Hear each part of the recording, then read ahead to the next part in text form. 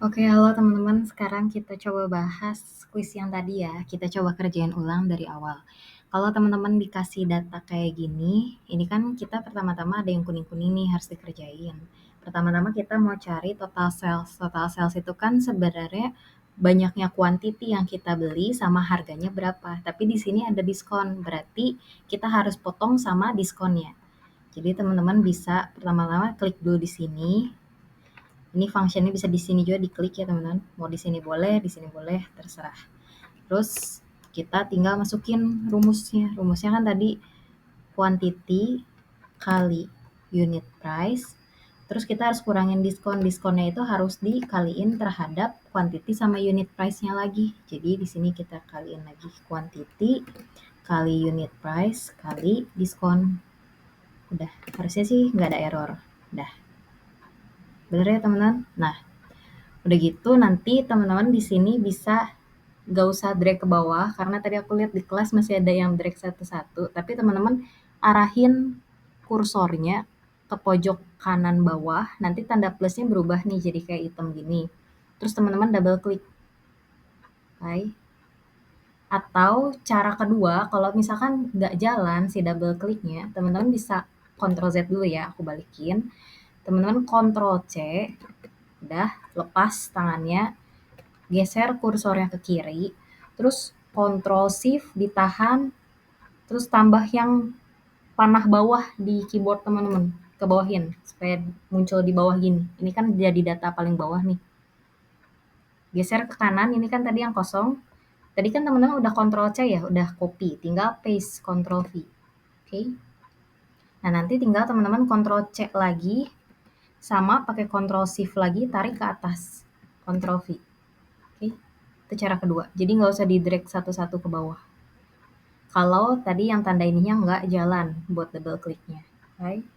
Oke, sampai situ harusnya aman ya teman-teman. Aku nggak tahu sih.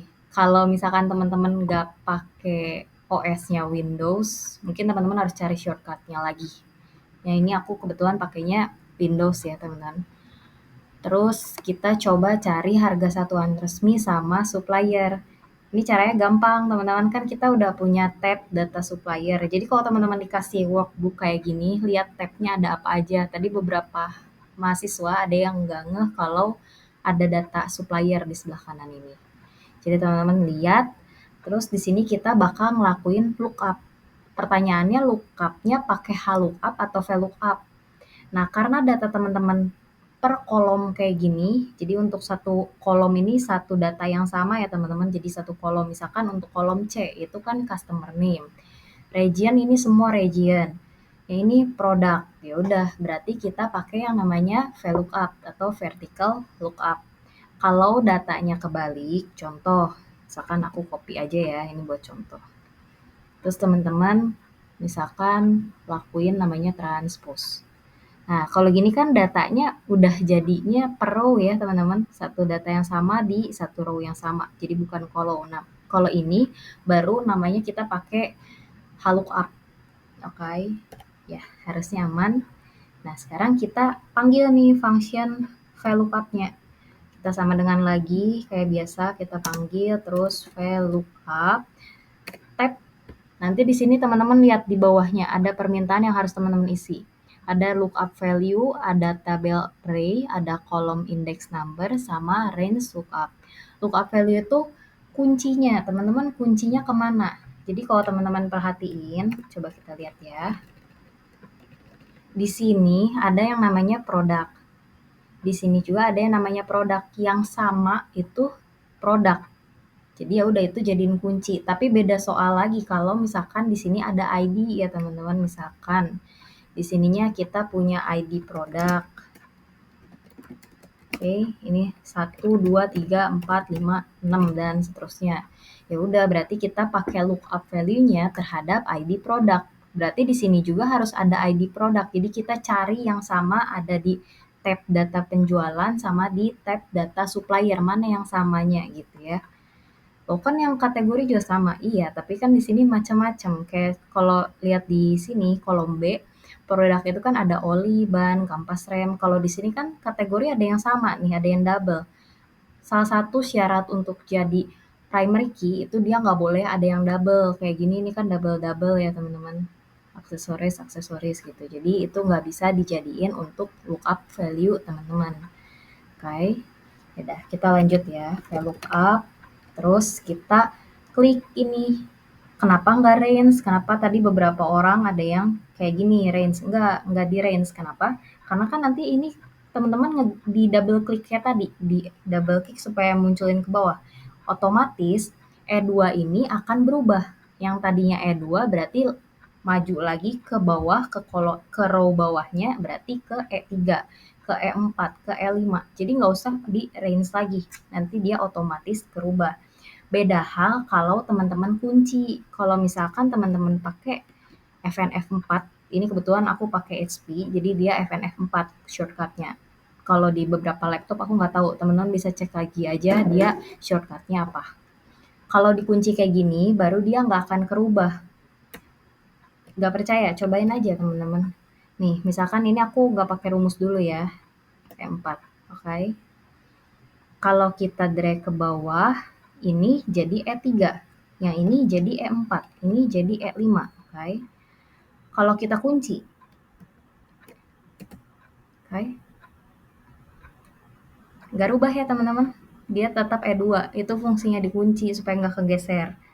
Tapi kan tadi kalau kita pakai VLOOKUP, dia itu nggak mau dikunci karena kita mau ganti-ganti. Jadi produk ini harga satuan resminya berapa sih? Produk ampas rem. Terus produk aki itu harga satuannya berapa sih? Kan itu harus ganti-ganti. Makanya nggak kita kunci, nggak kita kasih range, oke? Udah gitu, di sini teman-teman perhatiin pakainya titik koma atau koma, itu kan tergantung Excel teman-teman itu pakai bahasanya apa, bahasa Inggris atau bahasa Indonesia. Oke. Kalau bahasa Arab aku nggak tahu ya teman-teman. Pokoknya teman-teman perhatiin deh di sininya titik koma atau koma. Nah, kebetulan di yang aku ini pakainya titik koma, makanya di sini titik koma. Dah, kalau benar yang bold tadi kan ada di lookup value ya, dia pindah ke table array. Table array itu table referensi kita kemana? Oke, kita kan mau ke data supplier, kita select semua atau boleh Ctrl A, terserah. Dan ini kita nggak mau geser-geser. Kenapa? Kalau geser-geser nanti kode referensinya berubah. Jadi misalkan di sini, jadi di sini. Nanti kalau teman-teman nge-selectnya kerubah kayak gini, otomatis nanti kalau ada produk di data penjualan yang oli, nggak akan kedetek. Karena yang di-selectnya yang garis putus-putus ini. Oke? Okay? Makanya ini harus selalu dikunci. Tadi beberapa errornya karena lupa kunci, nggak apa-apa. Namanya baru latihan pasti lupa. Tapi kalau nanti UTS jangan sampai lupa ya teman-teman. FNF4, kunci, titik koma. Oke. Kolom indeks keberapa? Kita mulai dari kolom pertama. Ini kolom 1, kolom 2, kolom 3, kolom 4. Iya, kita cari kolom ketiga. Kita kan mau ngeluarin harga satuan resmi ya. Berarti ada di kolom ketiga ya teman-teman. Tulis 3. Oke. Titik koma. Masih ada satu lagi, range lookup. Mau approximate match atau exact match. Kalau exact itu artinya tulisan oli ini sama oli di data penjualan harus sama persis, termasuk huruf besarnya, penulisannya. Jadi kalau ada tulisannya oli, di situ harus oli juga, nggak boleh ada tulisan satu oli gardan, dua hal yang berbeda. Kalau dua hal yang berbeda, pakai approximate match masih masuk, akan keluar output.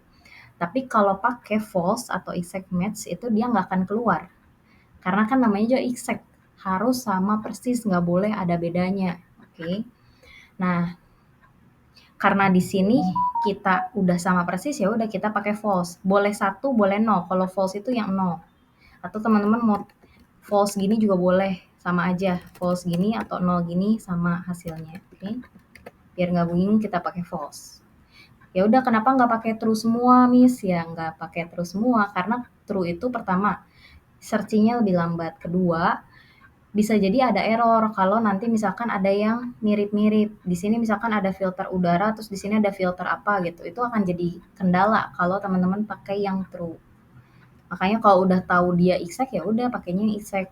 Pakai yang sesuai dengan fungsinya. Oke. Okay? Dah, muncul deh. Yeay. Nah, dah teman-teman tinggal double klik aja. Kayak gini. Set, udah jadi. Nah, kalau nggak ada yang error referensinya, ini harusnya nggak ada yang NA atau error. Coba deh teman-teman perhatiin kalau misalkan ini nggak dikunci. Nih aku coba ya buat nge-highlight kesalahan teman-teman. Gila, aku nge-highlight kesalahan. Nah, ya. Itu kan kalau misalkan teman-teman nggak kunci, dia jadi ada NA-NA gini karena teman-teman referensinya berubah. Lihat nih. Di sini A1 D9, di sini kegeser jadi A2 D10, di sini kegeser lagi jadi A3 D11 dan seterusnya. Oke, kita back lagi. Ya udah, kalau udah ketemu ini data supplier gampang dong teman-teman, tinggal copy aja, paste di sini. Pastiin tadi kan ini kita ke produknya E2 ya, ini kan kegeser nih jadi F2, ganti jadi E2. Ininya udah bener belum? Oh ini belum dikunci, kita balikin lagi kuncinya ya. Udah, enter. Buat pastiin double klik lagi. Oke. Ini balikin ke sini, ini berubah jadi E2. Tadi kan kegeser, nggak dikunci. Harusnya sih sebenarnya bisa kalau teman-teman kunci. Coba ya. Kunci itu bisa ke E-nya, bisa keduanya teman-teman. Ini aku kunci ke E-nya. Coba ya. Teman-teman dicoba-coba aja, tenang aja. Kalau ada error nggak usah panik. Laptop teman-teman nggak akan meledak. Jadi ya nggak apa-apa, coba-coba aja. Aku juga trial error kok ngerjainnya. Oke. Nah di sini nggak keubah ya. Nah, udah gitu tadi kan kita referensinya ke kolom 3. Sedangkan supplier itu ada di kolom 4. Ya udah dong, tinggal diubah aja. Di sini kan 3, ganti jadi 4. Selesai. Harusnya sih nggak ada error. Double klik, udah jalan. Dah. Berarti buat nomor 1 sampai 3 udah selesai ya, teman-teman. Oke. Sekarang teman-teman diminta untuk menghitung. Menghitung ini sebenarnya bisa pakai pivot table, bisa banget teman-teman. Ya contohnya itu akan jauh lebih mudah ya kalau pakai pivot. Teman-teman cara pivot masih ingat kan? Kalau nggak ingat ya udah kita cobain ya.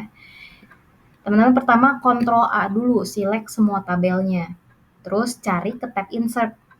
Oke, terus di sini nanti ada muncul pivot table. Kalau lupa pivot table ada di mana, ya udahlah brute force aja teman-teman klik setiap tab mana sih yang ada buat pivot table. Oke. Nah, udah. Terus tinggal klik OK. Oke, terus kita misalkan mau lihat total sales keseluruhan. Total sales. Total sales, oke. Nah, ini kan sebenarnya total sales keseluruhan teman-teman kan, pakai pivot bisa. Bisa banget. Cuman karena di pertemuan sebelum-sebelumnya, di materi-materi sebelumnya sebentar, ini kegeser jendela aku. Di materi-materi sebelumnya, teman-teman itu kan diminta belajar pakai function di Excel. Makanya aku sih saranin teman-teman belajar dulu aja function-functionnya. Aku juga nggak hafal, baru nyoba-nyoba lagi karena udah lumayan lupa-lupa inget ya. Tapi dicoba-coba lagi aja, oke? Karena kan kita nggak tahu di soal itu diminta pakai function atau diperbolehkan pakai pivot table. Jadi lebih baik bisa dua-duanya. Oke, kita delete ya. Kita cobain pakai cara biasa aja, pakai cara function. Oke. Tadi diminta total sales untuk all. Oke, ini aku geser dikit. Total sales all itu berarti kita bisa pakai apa bahasa Inggrisnya total sales atau kita menjumlahkan sesuatu, iya. Sum. Tuh. Ya ini aku jawab sendiri, nanya sendiri, ya udah lah ya. Nah, sumnya kita mau kemana? Ke total sales. Ini kita klik, Ctrl Shift ke bawahin. Nah, mau kunci boleh, nggak dikunci nggak boleh. Karena kan kita nggak akan pakai beberapa kali. Aku biarin aja deh lepas, nggak dikunci. Dah, ini hasilnya sama kayak tadi di pivot table ya teman-teman. Itu total sales all. Oke. Dah, nomor 4 udah kejawab. Total sales untuk region Bandung. Kalau udah ada istilah untuk region tertentu, untuk nama tertentu, untuk kategori tertentu, itu pasti kita pakai namanya sum if. Betul. Iya. Total sales Bandung tadi ya. Oke. Sum if. Di sini ada if yang ada if biasa, ada yang if s. If s ini kalau syaratnya banyak, lebih dari satu. Misalkan teman-teman diminta cari yang Bandung dan misalkan produknya adalah Aki gitu. Itu kan berarti ada 2 persyaratan. Berarti teman-teman harus pakai sum if. If yang ada s-nya, sorry. Oke. Di sini karena cuma satu, kita pakai sum if. Terus range-nya. Kalau teman-teman di sini kan bingung ya, range ini tuh range yang region kita atau total sales kita. Bedanya di sini, teman-teman. Kalau total sales itu kita pakai yang sum range yang di kanan. Berarti kalau range ini kita merujuk ke kriteria, betul. Iya, jawab sendiri. Nah, kita geser ke atas lagi. Terus tadi region di sebelah mana? Di kolom D. Oke. Select ke bawah, titik koma. Kita pilih Bandung, jangan lupa dipetikin. Oke. Terus sum range-nya adalah kita mau menjumlahkan apa? Untuk region Bandung kita mau menjumlahkan total sales. Berarti ya udah ini tinggal ke sini. Ini sorry, D2 aja deh karena kan satunya header ya. Udah selesai deh total sales Bandung. Yeay, teman-teman udah ngerjain sampai nomor 5. Sekarang kita ngerjain nomor 6. Nomor 6 apa soalnya? Berapa rata-rata diskon untuk kategori spare part? Oke, rata-rata diskon untuk kategori spare part. Rata-rata diskon untuk kategori spare part. Ya udah ini sama. Jadi kalau di sini sum if berarti di sini pakai karena rata-rata average if. Iya, betul. Average if-nya adalah kita Average if-nya adalah diskon. Oke, berarti kita select yang diskon. Tapi pertama-tama kita kasih dulu kriterianya. Tadi kriterianya itu adalah kategori spare part. Berarti teman-teman ke sini dulu, di kolom kategori, Ctrl Shift ke bawah, titik koma. Terus teman-teman tadi tulis spare part. Oke. Terus apa yang mau dirata-ratain? Tadi yang mau dirata-ratain adalah diskon, benar gak? Iya, diskon. Udah. Hasilnya 0, atau kalau teman-teman pengen bagus, di sini ada persen, teman-teman klik, hilang komanya, gak usah khawatir, kita balikin pakai yang di sini. Udah deh. Ya, sama aja ya. Oke, kita lanjut ke rata-rata diskon udah jumlah pelanggan untuk region Jakarta. Ya, jumlah pelanggan Jakarta. Kalau sum itu kita menjumlahkan dari angka, kalau kita mau menghitung jumlah total misalkan pelanggan itu kan counting ya, kita menghitung ada berapa sih count dari pelanggan kita itu berarti pakai count if. Betul. Count if-nya adalah kita tinggal lihat range-nya mau yang mana. Teman-teman lihat di sini kita punya satu kolom namanya region. Oke, kita select ke bawah, titik koma, buka petik lagi, Jakarta. Dah, berarti jumlah pelanggan di Jakarta ada 90. Oke, sekarang kita mau hitung berapa total sales Agus. Berapa total sales Agus. Ini berarti sama kayak yang sales Bandung, pakai sum if. Oke. Pakai sum if, terus total sales Agus. Berarti kita pertama-tama range untuk kriteria kita dulu. Sales person ada di kolom K. Kita select, Ctrl Shift ke bawah, titik koma, si Agus. Ini nama sejuta umat, titik koma. Udah gitu kita mau lihat total sales si Agus ada berapa. Ya udah, ada di kolom J. Dah, enter. Ya ini nanti teman-teman bisa ubah-ubah lagi ya. Kalau untuk formattingnya di sini kan ada general, teman-teman juga ganti ke currency. Kayak gitu. Ini juga sama, bisa diubah ke currency nih. Oke. Ya, dah. Oke. Lanjut lagi. Total sales Agus sudah, urutkan ranking sales terbesar pakai pivot table. Ya, kita udah belajar tadi pivot table, kita ulangin lagi biar gak lupa ya teman-teman.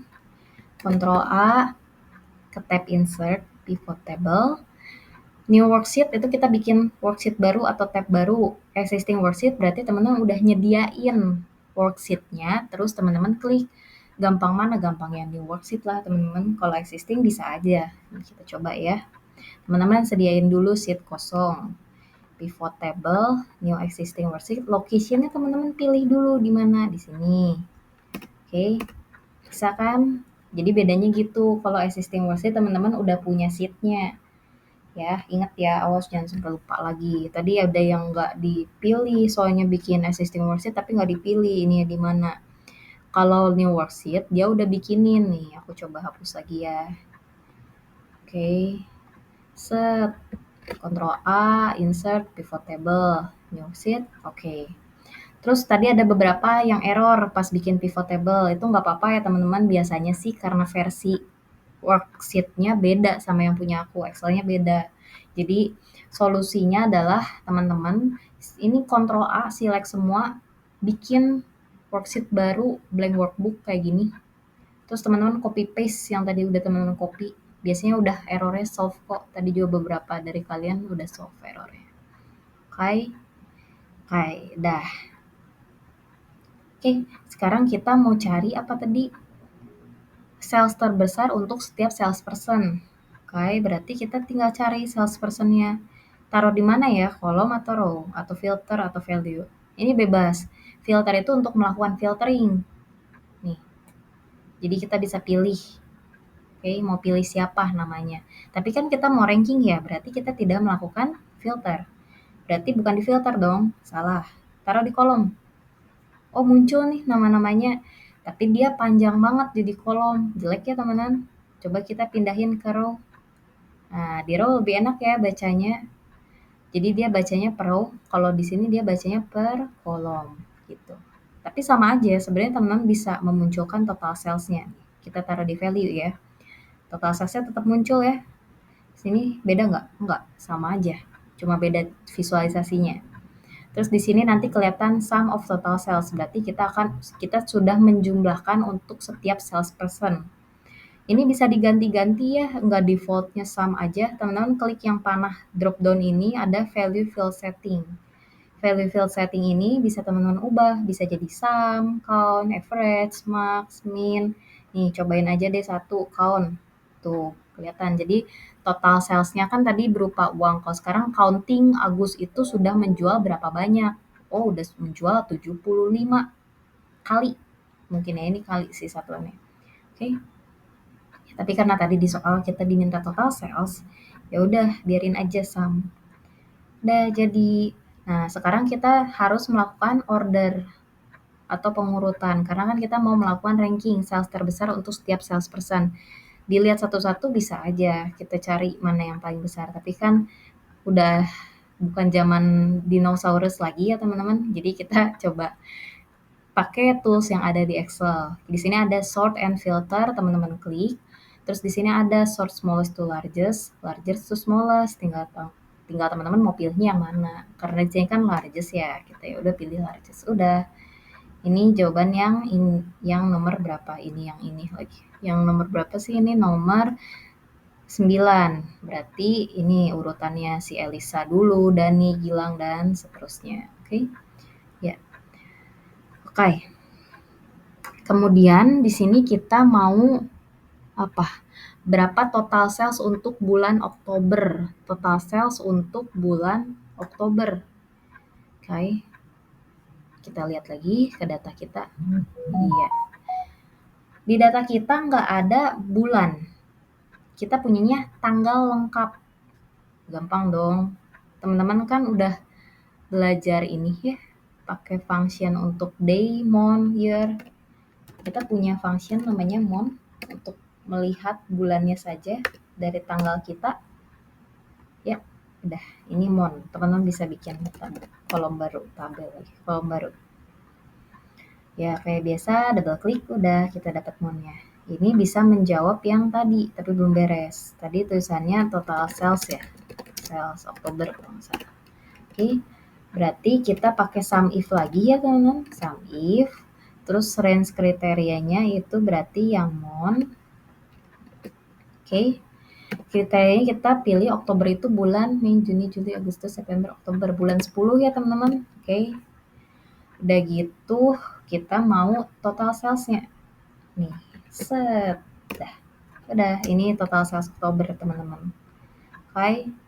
Nah, sekarang kita nomor 11. Berapa standar deviasi untuk total sales? Standar deviasi. Standar deviasi untuk total sales. Teman-teman bisa pakai yang namanya Iya, betul. STD, bukan stupid, tapi standar dev. Oke, kita pakainya yang sampel. Kenapa sampel?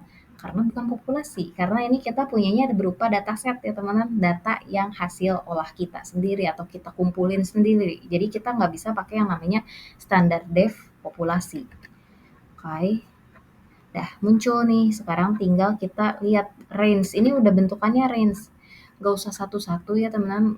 Maksudnya iya rajin, satu-satu gini bisa kan ya teman-teman, satu-satu pilih gini kan, mentang-mentang di sini titik koma satu-satu, nggak usah gitu ya teman, kita langsung select aja semua, set gitu. Oke. Beda nggak sih sama standar dev populasi? Harusnya sih nggak beda jauh ya teman-teman, nih cobain aja kalau penasaran. Aku juga nggak tahu sih, tapi harusnya nggak beda jauh. Ya, betul kan ya teman-teman? Nggak beda jauh sebenarnya. Ya di sini masih sama sih, cuma beda secara satuan belakangnya aja, agak beda dikit. Ya, jadi kalau teman-teman salah untuk memilih dia populasi atau sampel pun sebenarnya ada kayak errornya, cuman yang nggak jauh gitu. Oke, dah, ya udah selesai ya teman-teman. Nah, sekarang kita waktunya bikin chart. Oke, sebentar ya. Aku minum dulu ya teman-teman. Wait. Oke, kita lanjut ya teman-teman. Ya, sudah minumnya. Oke. Nah, sekarang kita tadi ngapain ya sampai lupa? Bikin chart. Chart untuk total penjualan per wilayah. Oke. Kita lihat. Kan di sini sebenarnya teman-teman punya wilayah, punya total sales juga ya. Bisa teman-teman bikin langsung kayak gini. Kita select, tahan kontrol, terus klik total sales di tab sininya ya, di headernya. Terus teman-teman insert, di sini ada bar chart, teman-teman pilih. Nah, tapi teman-teman lihat hasilnya beragam ya teman-teman. Ini mah semua data teman-teman plotting jadi satu bar, satu bar, satu bar. Makanya banyak. Kalau teman-teman gedein dia tuh banyak yang berulang. Contoh nih, misalkan kita lihat Surabaya aja di sini ke-mention, di sini Surabaya, Surabaya, Surabaya. Jelek ya teman-teman. Yang kita mau kan di sini X-nya region ya. Bener sih ini region, tapi regionnya satu aja. Terus teman-teman hitung gitu. Caranya gimana? Caranya adalah melakukan betul, melakukan pivot table. Ini teman-teman nggak usah bikin pivot table baru. Pivot table lama, teman-teman bisa copy. Cet, gitu ya. Ctrl V. Oke. Nah, ini tinggal teman-teman ubah. Ini buang dulu. Terus kita pakai region kan, terus sama total apa sih tadi namanya, total sales. Nah, ini. Dah. Dari sini baru teman-teman bikin pivotnya. Bikin pivotnya lagi, bikin chartnya. Iya, pivot aja terus ngomong pivot. Nah, ini. Dah. Jadi ya teman-teman, si X-nya region, Y-nya sum of total sales. Oke. Ini berarti buat yang chart nomor berapa? Iya, nomor 12. Oke. Oke. Berarti sama ya teman-teman, untuk selanjutnya juga pasti banyaknya gitu harus diiniin, kecuali memang ada beberapa yang dilepas. Contoh ini misalkan, total penjualan per wilayah berdasarkan kategori produk. Udah kita copy dulu, karena wilayah nih sama lah pasti. Nah, wilayah. Terus tapi tadi ada kategori produknya, berarti produknya taruh di mana bebas, tapi taruh aja di kolom. Misalkan. Sorry, kategori itu di sini bawahnya baru kelihatan. Nah, gini. Oke. Nah, udah kayak gini, baru deh teman-teman bikin chartnya. Oke. Iya. Insert bar chart. Dah. Set, kita taruh sini. Dah. Oke, cluster kolom chart sudah selesai. X-nya region, Y-nya total sales, kategorinya yang warna ya teman-teman. Udah. Kita lanjut lagi, ini chart berapa? 13. Chart 13. Oke, kita lanjut. Set. Oke. 14. Line chart tren penjualan bulanan. X-nya month, ininya total sales. Ya udah sama teman-teman, ini kita pakai lagi, pakai yang simple aja dulu, copy, pindahin ke bawah lagi, ininya buang. buang. Kita pakai apa tadi namanya? Bulan. Sebenarnya kita di sini udah punya bulan, tapi aku pengen coba contohin dari date pun sebenarnya bisa. Jadi date-nya taruh sini. Kalau teman-teman lihat, ini ada month, ada day sama ada date. Teman-teman buang yang date sama days-nya. Iya, nggak kebuang. Nah, gini. Nah, teman-teman punya kan jadi Jan, Feb, udah kebuang di sini di bagian row-nya. Harusnya kelihatan sih. Aku nggak tahu di teman-teman kelihatan nggak ya. Terus select, insert, bikin line chart. Udah. Jadi deh. Ini chart nomor 14. Oke. Kita lanjut ke nomor 15. Kok banyak juga ya. Ini sumpah siapa yang bikin? Aku sendiri sih. Chart 15. Horizontal bar chart. Total penjualan per salesperson. Oke, berarti kita balik lagi ke sini. Kita select dulu semua. Kita pindahin ke bawah. Set. Dah. Regionnya buang, kita ganti jadi salesperson. Dah. Udah gitu ini dimintanya horizontal bar chart. Gaya bener. Insert. Sorry, ini ada chat. Oh, bukan. Oke. Kita lihat bar chart. Ini.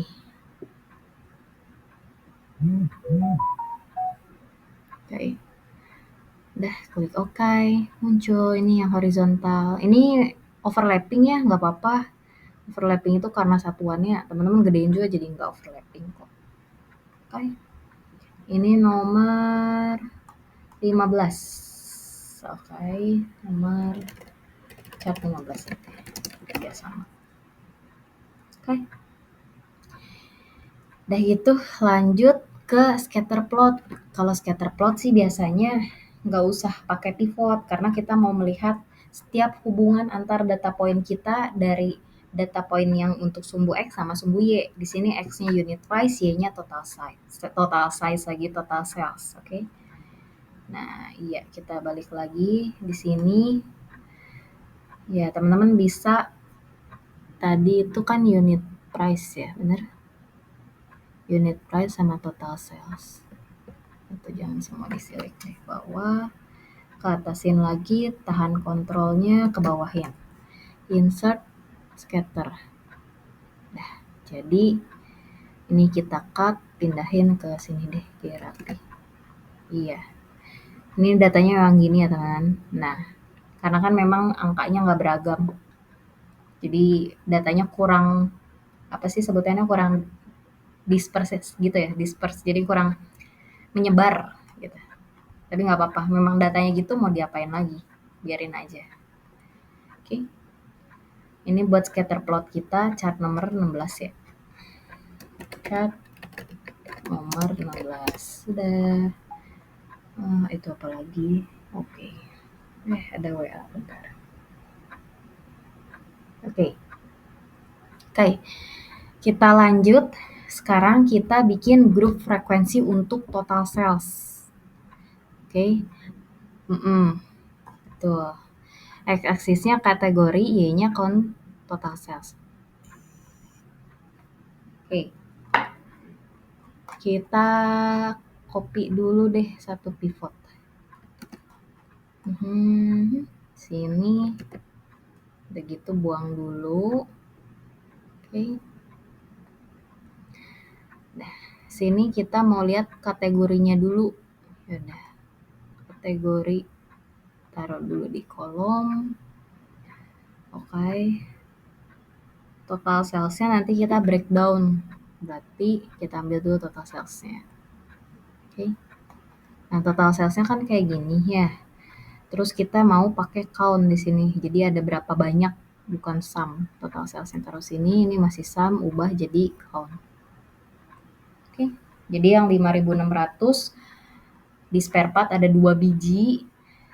Ini yang harga 12.160, di aksesoris ada 1 biji dan seterusnya. Ini kan data bin-nya banyak ya, teman-teman.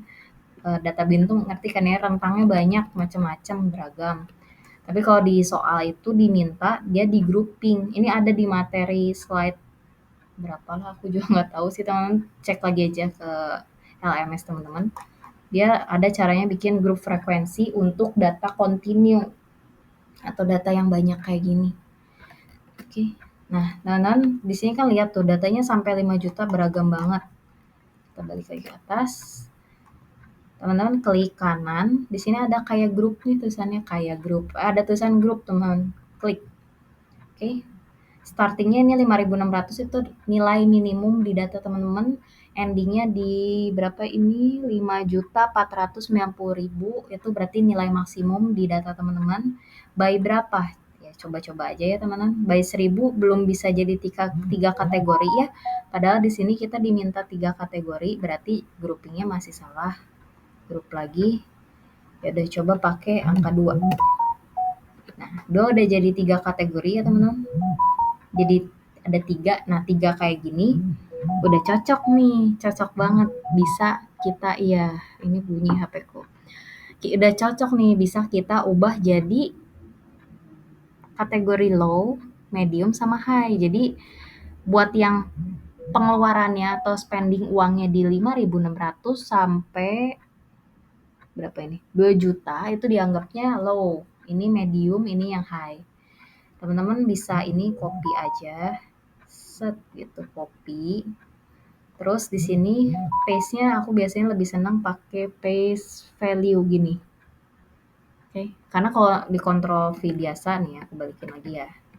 Kalau Ctrl V biasa dia jadi pivot lagi. Aku kan tujuannya pengen gak jadi pivot, pengen jadi kertas biasa lagi, pengen jadi Excel biasa gitu. Value-nya doang. Kenapa? Karena nanti teman-teman akan ngerasain deh kalau ada pivot gini biasanya suka ada error. Kenapa? Karena nanti beda nih. Kalau sama dengan ke sini, lihat fungsinya jadi beda, get pivot data bla bla bla bla bla.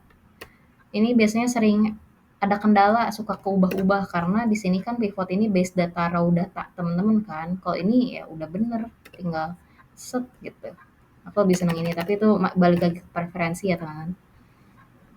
Udah. Nah dari sini udah deh apa lagi? Ini kita ganti jadi low, medium, sama high. Oke. Udah, ini kita select, insert, kita bikin bar chart. Oke, udah. Taruh sini. Dah. Oke. Oh sorry, grand total nggak usah diikutin. Ngapain grand total? Kan kita nggak mau ngitung grand total. Berarti ini terus insert. Nah, dah. Ini baru benar. Oke. Nah, udah deh. Jadi ya teman-teman, ini untuk chart yang nomor 17. Oke. Dah. Oke, sebentar ya, break dulu teman-teman. Aku mau balas dulu. Wait.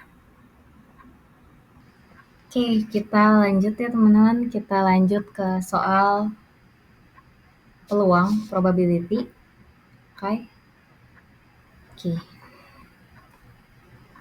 Nah, oke, ini 18 sampai 24 ya. Sebelum kita masuk ke Excel-nya, kita hitung manual dulu ya teman-teman. Oke, ini cukup ya. Enter dulu yang panjang. Nah, oke.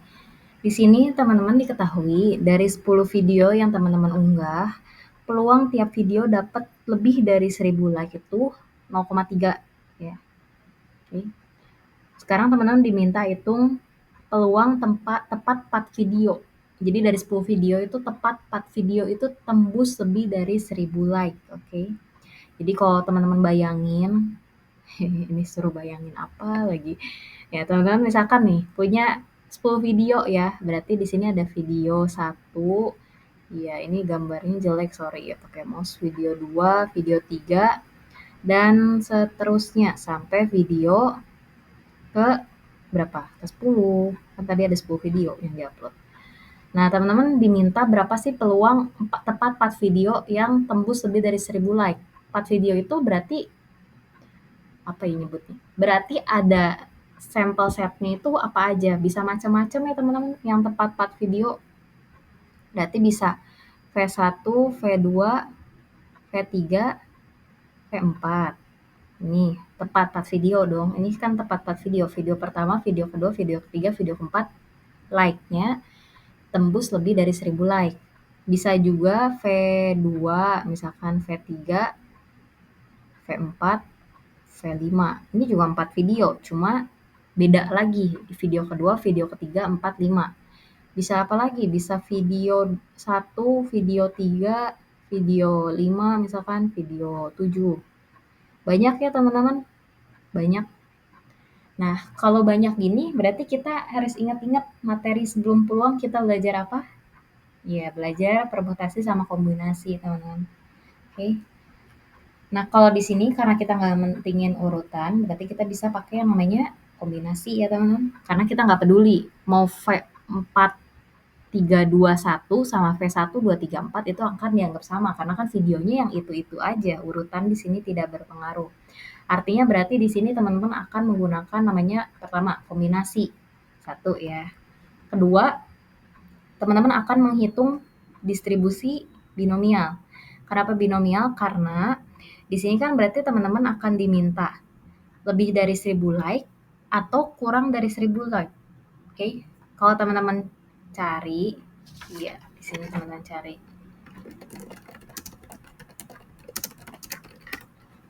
Oke. Distribusi binomial itu distribusi probabilitas yang memodelkan jumlah sukses sama gagal. Jadi dia bakal memodelkan ada 2 kemungkinan, sukses atau gagal. Di sini juga sama. Sukses itu berarti lebih dari 1000 like. Gagal itu berarti kurang dari 1000 like. Ya. Berarti ini juga sama, sukses gagal itu nggak berarti harus sukses sama gagal, tapi lebih besar atau kurang dari itu bisa dianggap sebagai event yang gagal atau sukses dengan asumsi dia harus independen ya teman-teman. Ya. Oke. Nah, sekarang berarti kita bisa pakai pertama rumus binomial. Rumus distribusi binomial apa teman-teman? P X sama dengan K.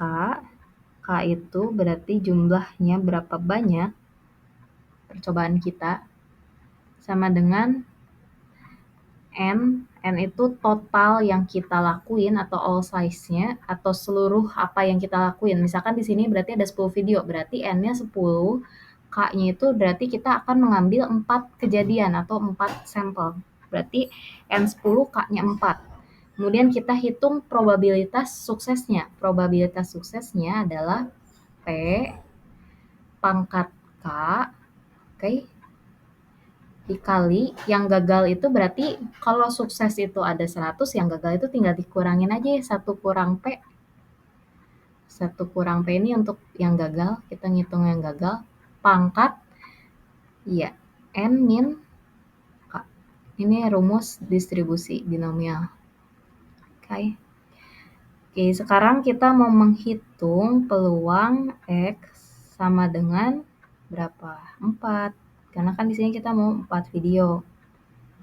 Sama dengan berarti dari 10 ada 4. 4 ini. Ini 4, ini 4, ini kombinasi ya, teman. Peluang suksesnya berapa? 0,3. Di sini kan 0,3 ya, teman. 0,3. Oke, aduh sorry miring-miring. 0,3 pangkat. Oke, pangkatnya berapa? 4 ya teman-teman, kan di sini kita tepat 4 yang suksesnya ya harusnya gitu, yang tembus lebih dari 1000 like. Berarti pangkat 4 dikali 1 kurang P, 1 kurang 0,3 alias 1 kurang 0,3, 0,7. Yeay. Tutup, terus N min K. N-nya itu 10 kurang 4, berarti pangkat 6. Oke, tinggal teman-teman hitung berapa. Oke. Nah, kita bisa pakai Excel juga buat cara ini. Oke, sini kita pecah dulu ya. Itu tadi nomor berapa sih? 17, 18. 18 ya, Nana? 18. Nomor 18. Oke, di sini kita disediain function namanya binom dis. Oke.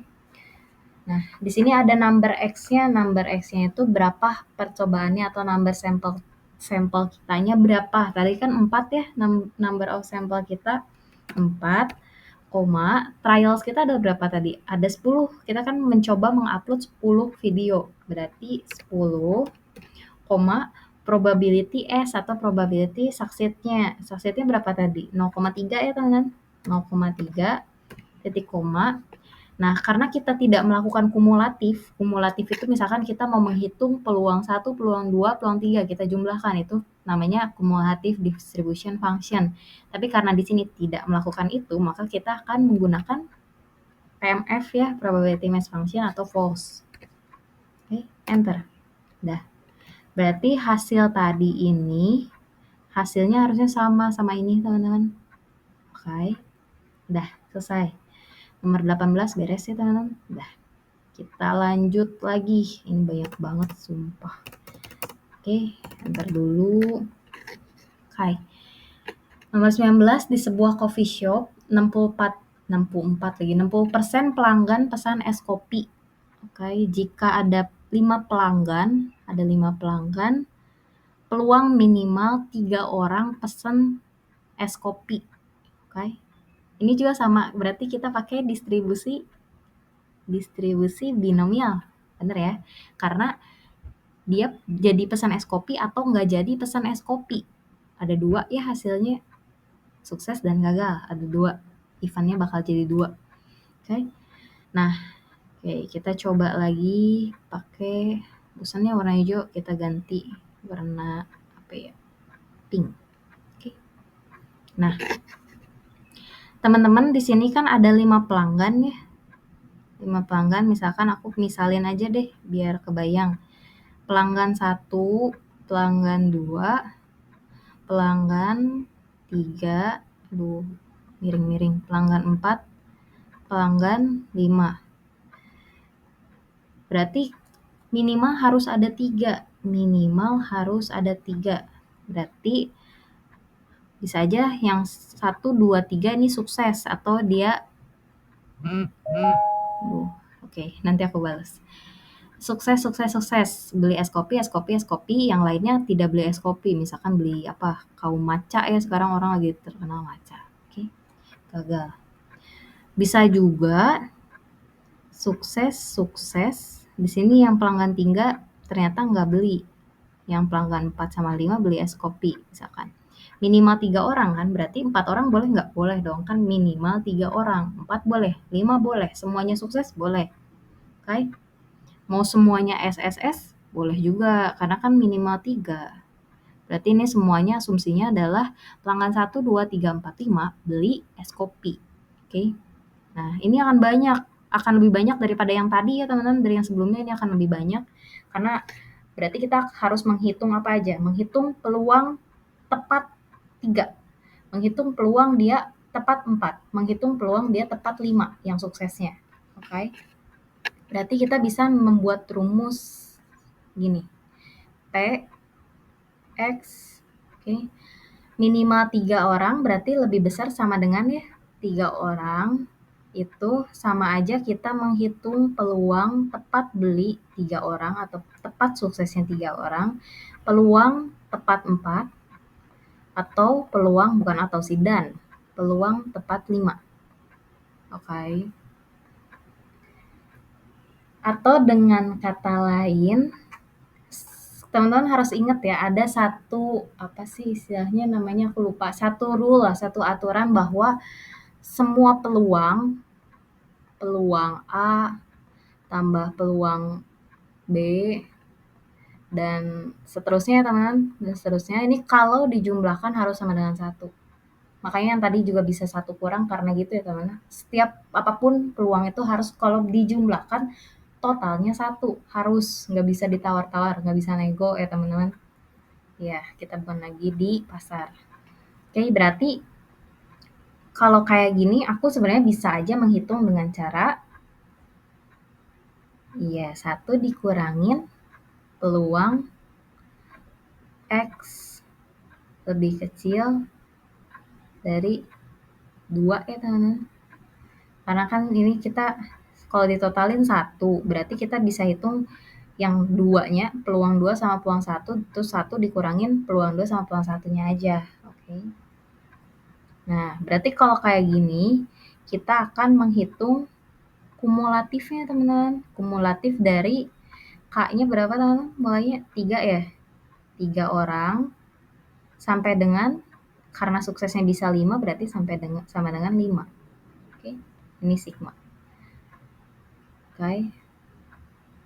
Sekarang kita nggak tahu nih ininya berapa. Kalau tadi kan sebelumnya kita tahu 4 karena exact 4. Kalau di sini karena kita nggak tahu berapa, berarti di sini kita asumsiin dulu aja Kak. Ini nggak tahu karena K-nya ini rubah-rubah, bisa 3, bisa 4, bisa 5 K-nya. Oke, makanya di sini ada 3 sampai 5. Oke. Number trialnya 5 ya teman-teman. Kita kan nyobain untuk 5 pelanggan. Peluang suksesnya di sini 60%, berarti 0,6 pangkat K ya teman-teman tadi. Ini kan rumus yang suksesnya. Berarti rumus gagalnya 1 kurang 0,6 atau 0,4. Dengan 5-nya dikurang K atau N min K. Ini kan N, ini K. N min K ya kan. Nah ini kita hitung berapa ya.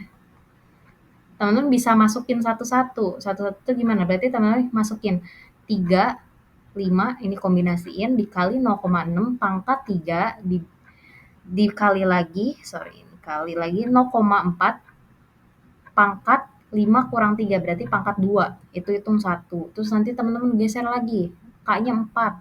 Hitung manual. Bisa aja itu manual. Tapi karena teman-teman sini lagi belajar Excel, kita bakal coba pakai rumus Excel ya teman-teman. Rumus Excelnya karena tadi kan kita tahu ya, di sini mana? Di sini itu kan kita bisa pakai 1 kurang gini ya teman-teman. 1 kurang 2 berarti hilang. Kita bisa pakai 1 dikurang, tadi kan pakai binom distribution biasa. Cuma number succeed-nya itu tadi bukan, kalau kan sebelumnya di sini 3 ya, bukan 3 tapi kita pakai 2 karena kan 1 kurang. 2, number trial-nya tadi ada 5 pelanggan ya teman-teman. Probability succeed-nya tadi ada 0,6 ya teman-teman. 0,6 di koma. Kemudian karena kita akan melakukan kumulatif atau perjumlahan, maka di sini nggak pakai false lagi, tapi kita pakai true. Ya, dah. Oke, ini hasilnya berarti hasil 0,6 ini sebenarnya hasilnya 0,6 bla bla bla ya teman-teman, yang tadi ada di Excel. Oke, ya nomor 19. Iya ini banyak banget, sumpah. Kita lanjut ke nomor 20 ya teman-teman. Oke, lanjut lagi ke nomor 20, ganti lagi pakai warna biru. Oke. Oke, nomor 20, waktu loading game berdistribusi normal. Ini mah udah jelas, teman-teman. Kalau tadi kita harus nebak-nebak dia itu distribusi apa, di sini udah jelas. Kata kuncinya berdistribusi normal, berarti ini pakai normal distribution ya, teman-teman. Ada mu-nya atau rata-rata populasinya 40 detik. Simpangannya atau standar deviasi populasinya 5 detik. Berapa peluang loading kurang dari 35 detik? Kita disuruh menghitung peluang untuk random variabelnya kurang dari 35 detik. Oke. Berarti kita menghitung peluang karena kita tahu dia pakai normal distribution atau distribution Z lebih kecil dari 35. Oke. 35 ini dari sini ya, dikurangi sama mu-nya dia. Mu-nya dia 40 detik ya. Oke. Dibagi simpangannya di sini 5 detik. Udah jadi. Berarti peluang Z lebih kecil dari 35 kurang 40 min 5 bagi 5 min 1 ya teman-teman. Nah ini teman-teman harusnya cari di tabel Z lebih kecil dari min 1 itu berapa. Tapi di Excel bisa kita cari. Caranya adalah menggunakan norm.dis. Oke. Tinggal masukin X-nya berapa tadi, X-nya atau rata-ratanya itu 35 ya teman. Meannya atau rata-rata populasinya 40. Oke. Tadi standar deviasinya 5 ya teman-teman, standar deviasi dari populasinya 5. Oke.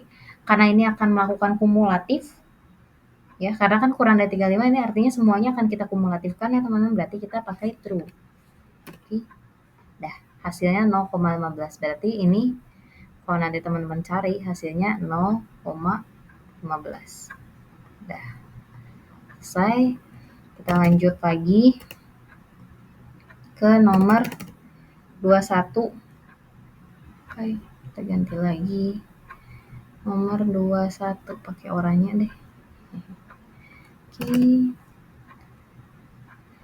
Skor tes online mahasiswa BINUS berdistribusi normal, mu-nya 75, simpangannya 8. Oke, ini populasi kita. Berapa proporsi yang mendapat skor antara 70 sampai 80? Berarti ini kita pakai normal distribution tapi untuk proporsi. Oke. Berarti teman-teman diminta peluang yang rentangnya 70 lebih kecil sama dengan, karena kan ini 70 sampai 80 ya. 70 berarti include X lebih kecil dari 80 ya teman-teman. Goyang-goyang lagi. Nah, oke. Karena kita akan melakukan fungsi distribusi untuk kumulatif ya teman-teman, kita kan akan mengkumulasikan nilai-nilai ini, skor tes online-nya, berarti kita pakai simbol ini ya teman-teman, kumulatif dari 80 itu kan di sini ya teman-teman, atau maksimumnya berapa, proporsi untuk skor maksimumnya berapa, di sini 80 dikurangin sama mu-nya 75, oke, dibagi simpangannya 8, oke, kurangin lagi distribusinya untuk kumulatif dari minimumnya 70, kurangin mu-nya lagi mu-nya kita 75, oke, bagi 8 standar deviasinya. Oke. Nah, ini sebenarnya teman-teman udah hitung, kurangin, cari di tabel nilainya berapa. Oke. Nah, tapi di sini sebenarnya kita bisa pakai juga rumus yang tadi. Sebenarnya kita masih muter-muter lagi di normal distribution, teman-teman. Norm distribution. Oke. Cuma bedanya adalah kita harus mengurangi aja, karena kan tadi kita melakukan kumulasi untuk rentang 70 sampai 80, berarti 80, oke, meannya tadi 75, simpangannya tadi 8. Oke, karena kumulatif berarti kita true ya teman-teman, true. Kurangin sama norm distribution lagi yang tadi, cuman pakai yang minimumnya. Tadi minimumnya 70 ya. Oke, meannya tadi di sini 75, itu 8, berarti ini true juga ya karena kumulatif. Dah. Oke. Dah, hasilnya ini teman-teman. Berarti kalau nanti teman-teman cari ini hasilnya 0,4. Hai. Oke, kita break dulu buat ngerjain yang uji hipotesis ya teman-teman. Wait ya, sambil aku bales dulu buat kerjaan. Oke, kita lanjut buat uji hipotesis ya teman-teman. Oke, kita masuk ke topik uji hipotesis nih, menarik banget. Enggak ya, gimana menarik, oke. Kita lihat, Tomorrow Coffee ngeklaim katanya rata-rata waktu pembuatan kopi mereka tuh kurang dari 5 menit. Terus teman-teman pengen nguji nih, bener nggak ya kurang dari 5 menit? Akhirnya teman-teman melakukan ngambil sampel. Misalkan teman-teman nanyain 25 orang atau 25 pesanan, terus rata-ratanya ternyata dapat 4,6 menit dengan standar deviasi sampel teman-teman itu 0,8. Sekarang dengan uji hipotesis confidence level teman-teman 0,05, benar nggak sih klaim Tomorrow Coffee? Oke, kita coba hitung ya. Oke. Berarti pertama-tama yang harus teman-teman lakuin kalau ada uji hipotesis, teman-teman bikin dulu hipotesisnya. Oke, ada H0 sama H1. H1 ini kita kan ngomongin tentang rata-rata ya. Rata-rata populasi. Oke. Kalau yang diklaimnya itu kan katanya kurang dari 5 menit, berarti rata-ratanya kurang dari 5 menit, atau uji hipotesis untuk hipotesis alternatifnya kurang dari 5 menit.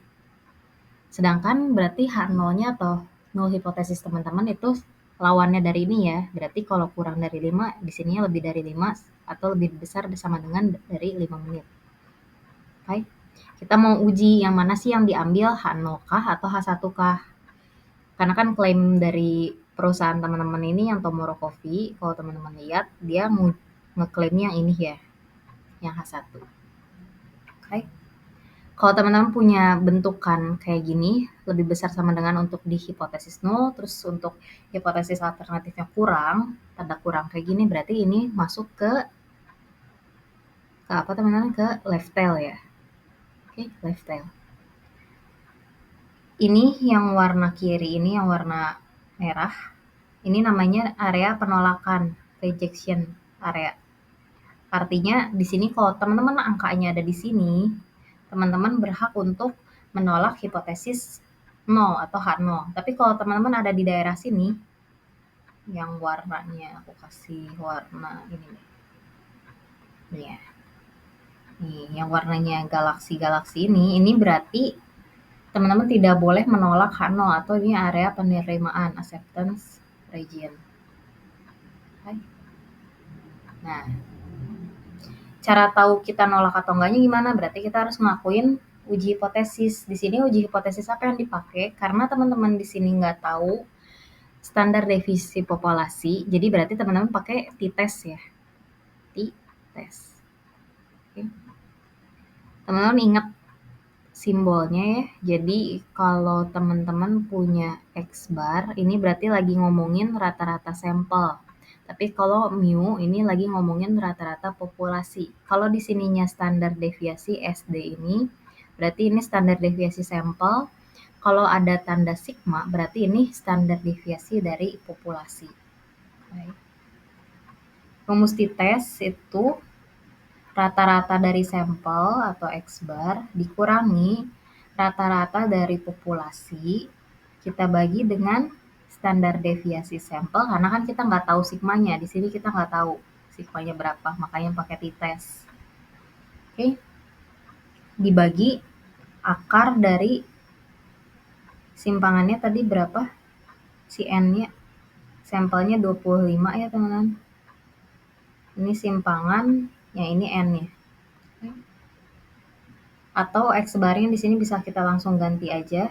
Untuk X bar-nya di sini teman-teman punya 4,6 kurangi, ini sorry N aja deh biar sama dulu. 4,6 dikurangi rata-rata dari populasi, rata-rata populasi teman-teman 5 dibagi standar deviasi sampel teman-teman 0,8 dibagi akar dari N. N-nya teman-teman sampelnya ada 25. Oke. Berarti tinggal teman-teman hitung nih. Ini bisa pakai Excel, tapi biar cepat aku panggil Python-nya dulu ya. Oke. Iya, Python. Baik, kita punya 4,6 dikurangi 5 dibagi 0,8 akar 25, 5 ya teman-teman. Oke, berarti hasil t-testnya min 2,5. Min 2,5. Ini T hitung teman-teman. T hitung. Nanti kita punya 2 T. Jadi ada T hitung, ada T tabel. Kalau T tabel berarti kita cari dari tabel. Oke. Nah, tapi T tabel ini kan teman-teman kalau nanti ujian nggak dikasih bukunya ya, nggak ada tabelnya. Makanya berarti teman-teman harus pakai Excel. Oke. Di Excel itu kita bisa munculin p-value-nya, kita bisa munculin T dari tabel atau critical value. Kita tulis critical value aja ya. Oke. Caranya gimana? Cara buat munculin value kita bisa pakai, karena ini pakai T distribution, berarti kita panggil T distribution-nya. Oke, kemudian kita karena ini left tail, berarti kita pakai T dis aja ya, left tail. Terus di sini ada X-nya. X-nya teman-teman di sini itu ini ya teman-teman. Min 2,5. Berarti di sini masukin min 2,5, degree of freedom teman-teman tadi kan di sini ada 25 sampel. Degree of freedom itu rumusnya N-1 ya. Berarti sampel teman-teman 25 kurangin 1. Degree of freedom-nya 24 ya. Oke, karena kita mau menghitung secara kumulatif, karena kan kita nggak bakal ngitung di dalam kurvanya ya, berarti kita pakai true. Oke. Itu p-value teman-teman. Critical value-nya gimana? Critical value-nya teman-teman bisa pakai rumus T, karena ini T distribution, tapi pakainya yang inv. Oke. Di sini ada 2. Untuk left sama to tail. Oke. Teman-teman keluarin. Kemudian di sini minta probability-nya. Oke, probability teman-teman itu berarti di sini pakai alpha. Probability-nya 0,05. Iya, salah. 0,05. Oke. Degree of freedom-nya tadi 24.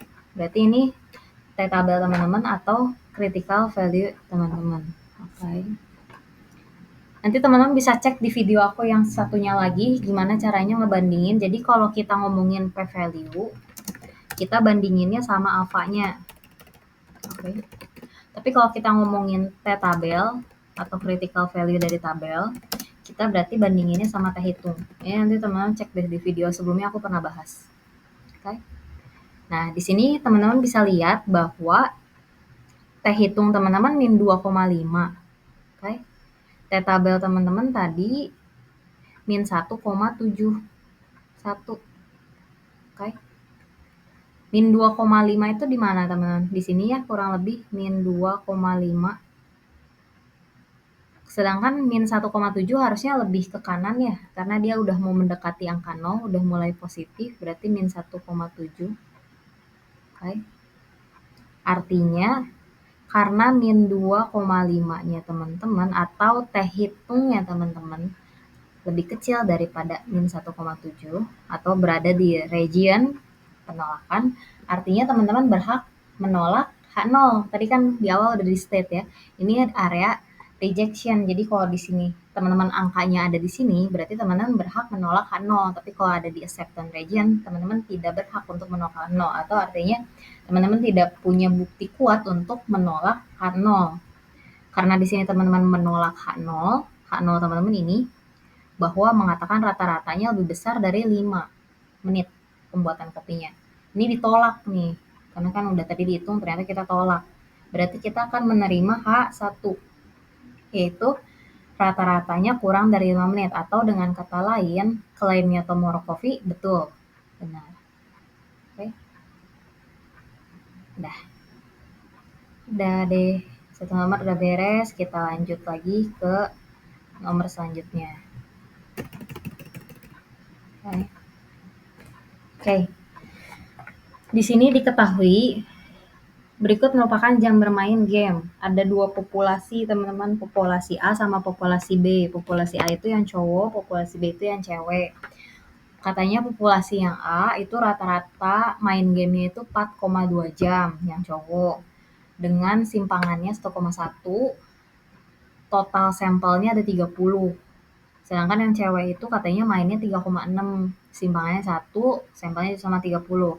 Dengan confidence level 0,05, teman-teman pengen nguji apakah cowok itu main gamenya lebih lama.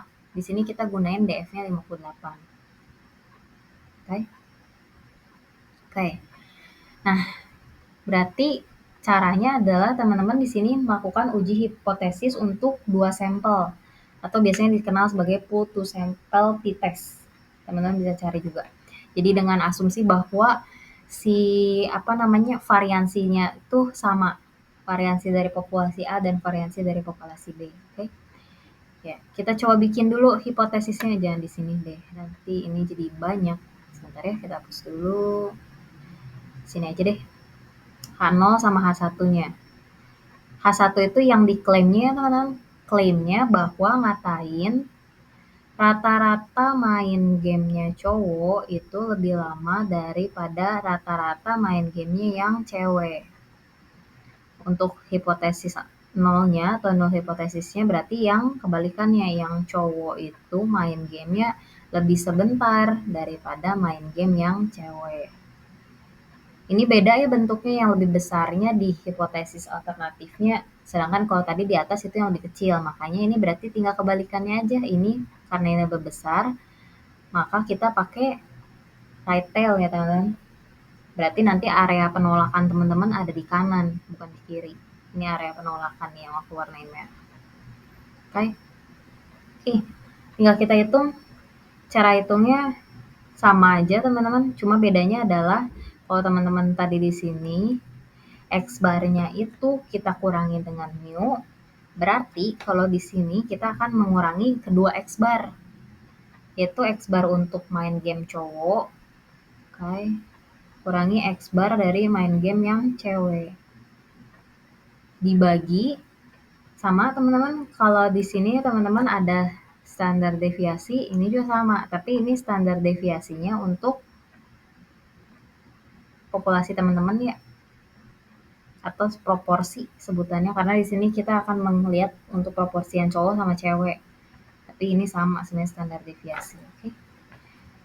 Kita akarin. Oke.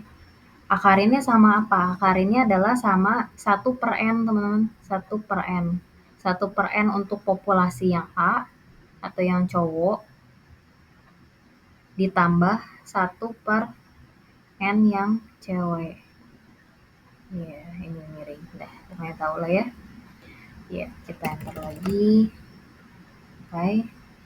Nah, kita tinggal hitung X bar-nya tadi berapa, teman-teman? Aku juga lupa. X bar-nya tadi di sini buat yang cowok 4,2, yang cewek 3,6. Berarti 4,2 dikurangi 3,6 dibagi SP-nya di sini belum ada ya, teman-teman, karena ini untuk S yang masing-masing kita harus hitung dulu. Berarti biarin dulu aja ya SP-nya, karena kita belum tahu.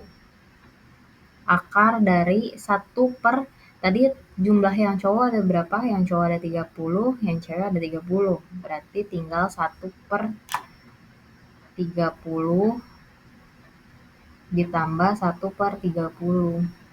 Oke. Dah, berhenti dulu sampai sini. Nanti tinggal teman-teman hitung dulu SP-nya. Cara ngitung SP gimana? Ya, ini ini SP ya, teman-teman. Tulisannya jelek. Nah, gitu. Oke. SP. SP itu rumusnya adalah, sebentar nyari catatan dulu. Juga lupa. Oke. Akar dari N cowok kurangin 1 dikali S kuadrat dari cowok atau simpangan cowok dikuadratin ditambah N yang cewek dikurangin 1 dikali simpangan yang cewek kuadratin dibagi N cowok ditambah N cewek kurang 2. Sorry ya, tulisannya jelek, makin sini makin jelek. Oke. Nah, kita hitung sekarang. Tadi kan kita udah lihat. Coba ya. N cowok kan tadi 30 ya, teman-teman. Di sini 30, berarti 30 kurang 1, 29. Oke, 29 dikali simpangannya yang cowok berapa tadi? Simpangan yang cowok 1,1, yang cewek 1. Berarti di sini 1,1 kuadrat ditambah, sama kan tadi kebetulan N-nya sama, 30 kurang 1, 29. Oke, kali simpangan yang cewek tadi 1, dikuadratin, dibagi N cowok sama N cewek kurang 2. Atau dengan kata lagi 30 tambah 30, 60. 60 kurang di 2, berarti 58 ya, teman-teman. Oke. Nah, udah. Ini berarti harus teman-teman hitung dulu untuk menghasilkan si SP-nya. Oke, kita coba hitung.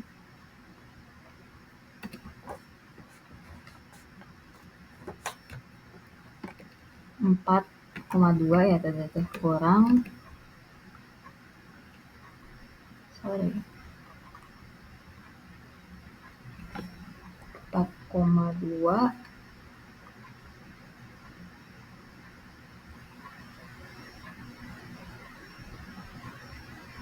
kurang 36, 3,6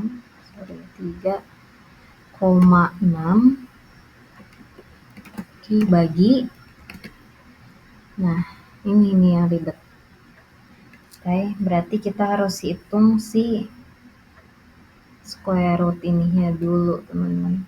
Square root 1,1 kuadratin kali 29 dibagi tambah 29 kali 1 kuadrat bagi 58. Oke, sebelumnya berarti kita hitung dulu SP-nya aja deh. SP sama dengan SQRT 29 dikali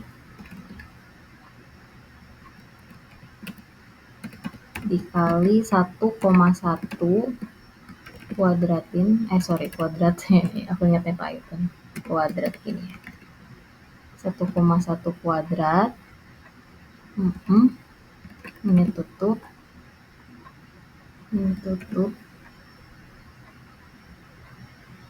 oke, ditambah saya bikin dalamnya 29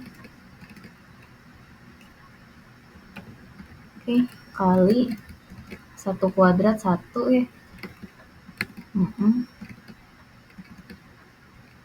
Ini udah semua dihitung dibagi 58. Ini kan square rootnya baru kesini, padahal kita yang 58 juga square root, berarti kita tutup 58 ya. Dah, ini SP teman-teman 5,9 5,97. Oke, berarti ini bisa diganti nanti sama teman-teman jadi 5,97. Oke. Nah, sekarang berarti kita harus hitung si T-nya.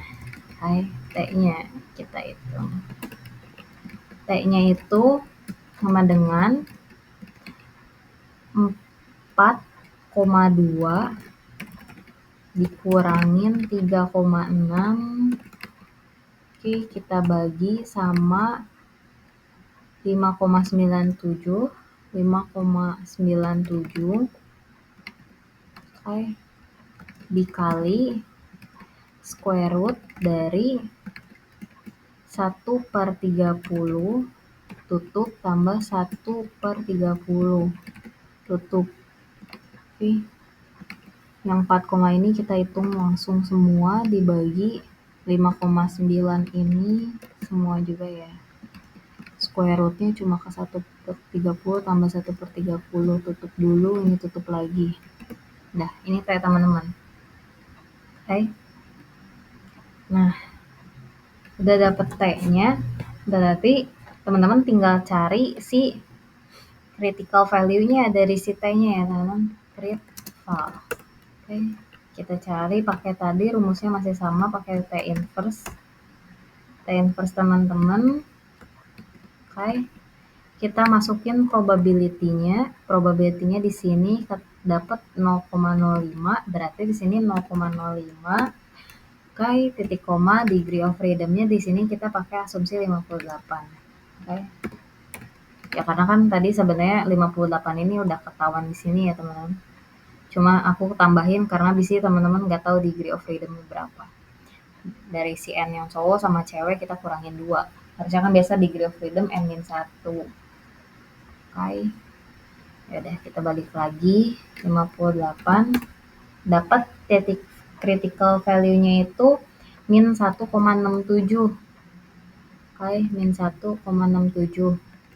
Ini teman-teman 0,3. 0,39 kita hitungnya. Oke. Sedangkan T tabel teman-teman min 1,67. T tabel putus ini ya. T tabel itu min 1,67, min 1,67. 67. Ya, kalau digambar sih teman-teman bakal lihat nih, min 1,67 itu kan pasti di sini banget ya di kiri karena dia negatif min 1,67. Sedangkan untuk yang 0,39 ini pasti dia di daerah penolakan 0,39 karena dia positif nilainya, lebih kecil lah istilahnya. Jadi si T tabel teman-teman lebih kecil daripada T hitung. Oke. Nah, kalau kayak gini artinya teman-teman ada di area rejection. Area rejection itu artinya kita akan menolak H0. Menolak H0. Oke. Atau dengan kata lain, tadi kita punya H0 ini kan, rata-rata cowok itu mainnya lebih kecil atau lebih bentar daripada yang cewek. Ini kita tolak, karena kan tadi masuk ke area rejection. Oh, panjangan. Sorry. Oke. Karena teman-teman masuk ke area rejection, berarti kita akan menerima hipotesis alternatifnya. Atau dengan kata lain, rata-rata main cowok itu lebih lama loh daripada yang cewek. Jadi, klaim ini udah benar. Cowok bermain lebih lama. Nah, ini kita terima. Oke. Baik. Udah selesai. Sekarang tinggal kita kerjain nomor 24 yang uji hipotesis satu lagi ya. Oke, nomor 24 di sini teman-teman diketahui bahwa dari 100 pengguna, 85 pengguna merasa puas katanya. Oke, dari 100 pengguna, 85 merasa puas. Oke. Manajemen ingin tahu apakah tingkat kepuasannya itu lebih dari 80%. Oke, di sini teman-teman udah dibuatin si uji hipotesisnya untuk null hipotesis sama alternatif hipotesis. Berarti teman-teman tinggal melakukan uji hipotesisnya. Karena di sini teman-teman ngeliat bahwa dia bentukannya proporsi ya teman-teman. Persentase gini kan dia bentukannya proporsi, berarti teman-teman akan melakukan namanya uji hipotesis untuk proporsi. Oke.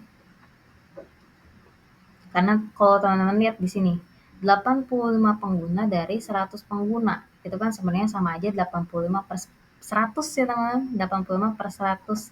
85 per 100 itu istilahnya adalah proporsi suksesnya atau proporsi orang yang merasa puas. Jadi ada 85 per 100. Atau teman-teman bisa tulis gini, kita punya N-nya 100. Oke. Oke, sebentar ya. Jadi teleponnya aku. Nah, udah. Oke, kita lanjut. Nah, yang suksesnya itu ada 85 ya teman-teman. Oke. Berarti proporsi suksesnya 85 per 100. Yang merasa puasnya itu ada 85 per 100 orang. Oke. Nah, sekarang kita tinggal hitung si uji hipotesis proporsinya. Oke. Berarti kita hitungnya menggunakan ini proporsi sukses. Iya, kenapa aku jadi sama dengan? Sorry. Proporsi sukses dikurangi dengan proporsi dari hipotesis kita atau di sini boleh sebutnya P0 dibagi akar dari P0 kali 1 kurang P0. Oke. Dibagi lagi karena kita ada berapa banyak sampel kita atau proporsi kita di sini ada 100 pengguna, berarti kita bagi dengan N. Oke.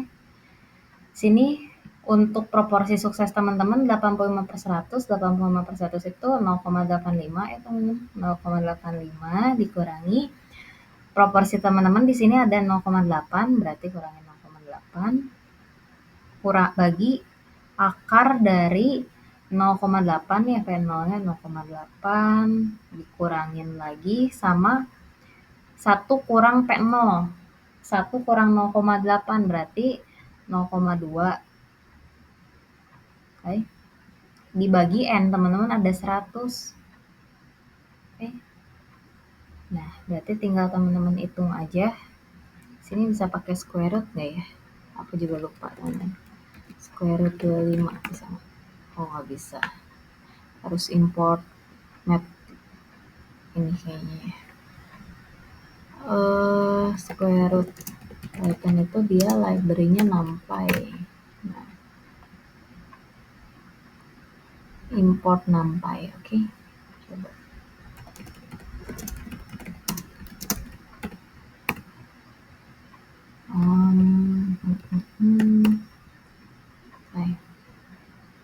Sebenarnya teman-teman bisa hitung di Excel ya, cuma ini aku biar cepet aja ya. 0,85 kurang 0,8 dibagi PSGRT, di sini 0,8 dikali 0,2 dibagi 100, 0,2 bagi 100 tutup, iya bener gak tutup ini, tutup bagi 100. Oke, berarti teman-teman dapat nilainya 1,25. Hasil dari ini 1,25. Dah, aduh kenapa belum beres ya? Belum beres teman-teman. 1,25 ini teman-teman baru ngitung si ininya aja. Oke. Baru ngitung dari si hitungnya aja, distribusi hitung dari normal distribution teman-teman. Di sini kan Z karena teman-teman menggunakan proporsi. Proporsi itu asumsinya normal. Oke. Nah, oke, berarti kalau teman-teman udah dapat angka 1,25 ini, teman-teman bisa mencari nilai si p-value-nya bisa, critical value-nya bisa. Oke. Di sini kita bakal coba cari critical value aja ya, karena kan kita udah ngitung Z-nya. Oke. Read file.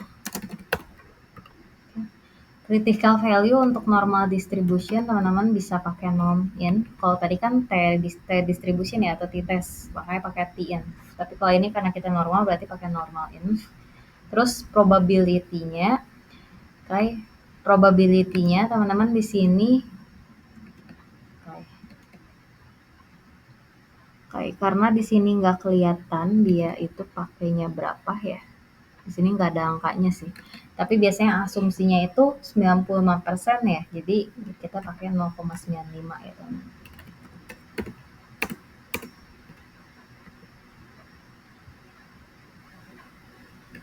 Sorry. Oh, sorry. Karena ini kan dia sebenarnya sampel ya teman-teman.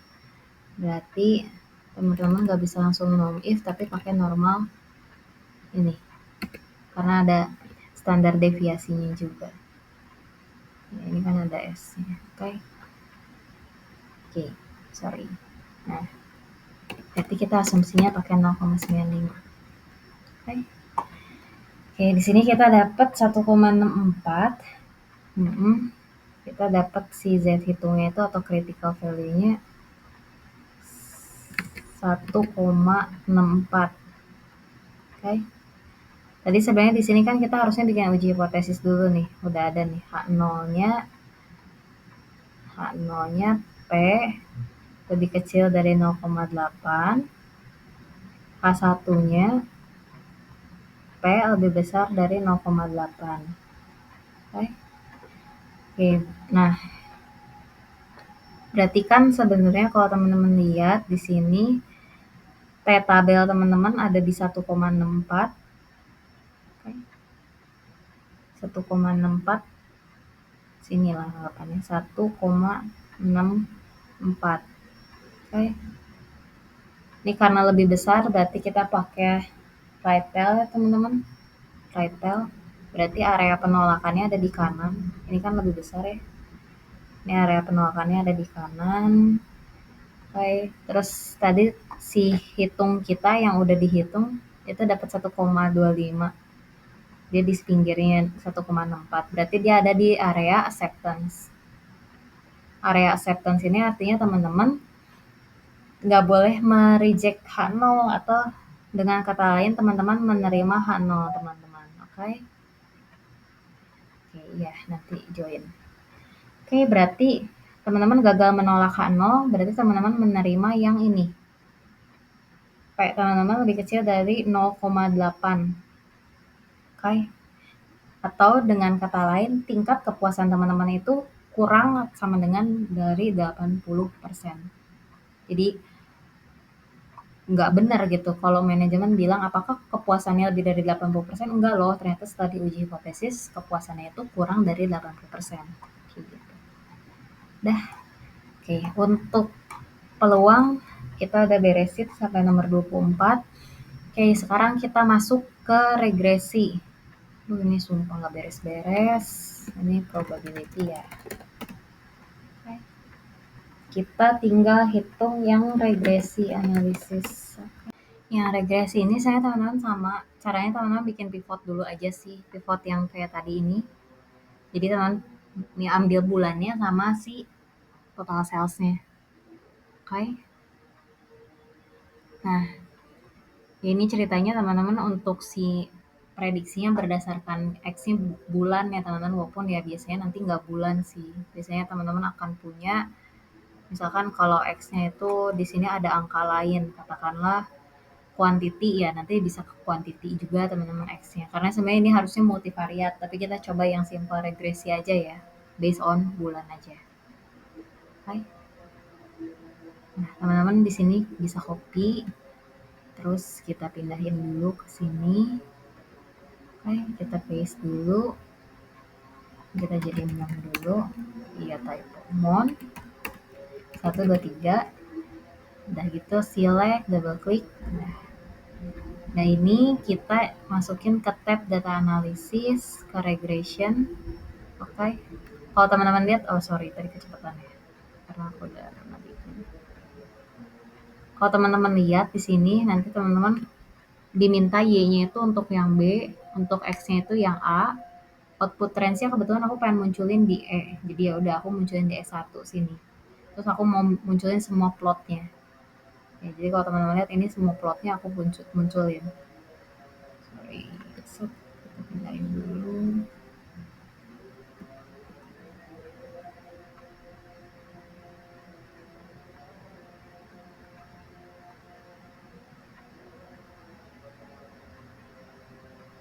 Oke.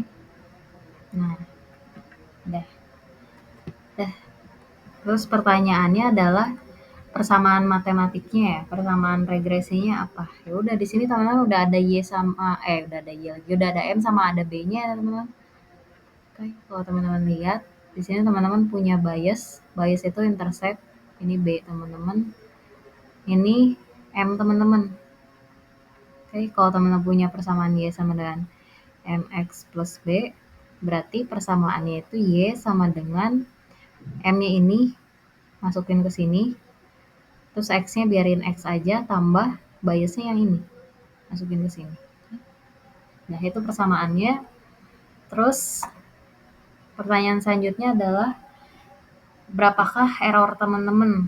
Sebenarnya kalau udah pakai plot dia udah muncul si residualnya. Residual ini kan sebenarnya error dari hasil prediksi teman-teman.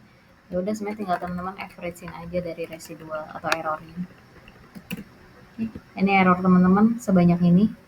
Nilainya negatif. Gak apa-apa ya karena kan dia memang bisa negatif bisa positif. Oke. Terus sudah gitu, oh sorry, karena residual nilai negatif sebenarnya teman-teman harus lakuin dulu kuadrat atau absolut. Jadi teman-teman ini harus diabsolutin dulu atau dikuadratin. Nanti teman-teman tinggal bagi sama total datanya ada 12, itu jadi rata-rata error teman-teman. Ya, ya, harus contohin kayaknya. Kali inget Python aja bintang-bintangnya itu angka 2. Nah, udah.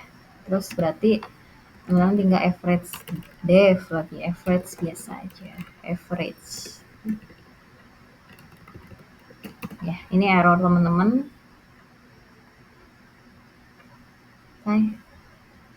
Kemudian screenshot hasil analisis dari residual plot teman-teman atau error teman-teman yang sudah diplottingkan. Udah muncul di sini teman-teman. Lihat, ada di sini kan. Aku nggak bisa geser. Ini aja aku geser ya. Nah, ini residual plot teman-teman berarti apa? Berarti error teman-teman ini error teman-teman di sini, error teman-teman, error, ini juga error teman-teman segini. Residual plot yang bagus itu kan sebenarnya yang nggak punya pola. Kalau teman-teman lihat ini sebenarnya udah datanya lumayan acak ya teman-teman. Jadi si residualnya tidak mengumpul jadi satu pola atau pattern. Jadi nggak jadi garis lurus, nggak jadi kayak U, nggak kayak U kebalik. Makanya berarti sebenarnya model teman-teman udah cukup baik dalam memprediksi. Ya walaupun ada error tapi masih oke lah gitu dari errornya. Terus ya teman-teman juga bisa cek juga dari R square-nya juga nggak gitu tinggi ya, 0,18. Ya dibilang bagus banget enggak ya, tapi dibilang jelek banget juga enggak, karena dari residual plot teman-teman enggak jelek.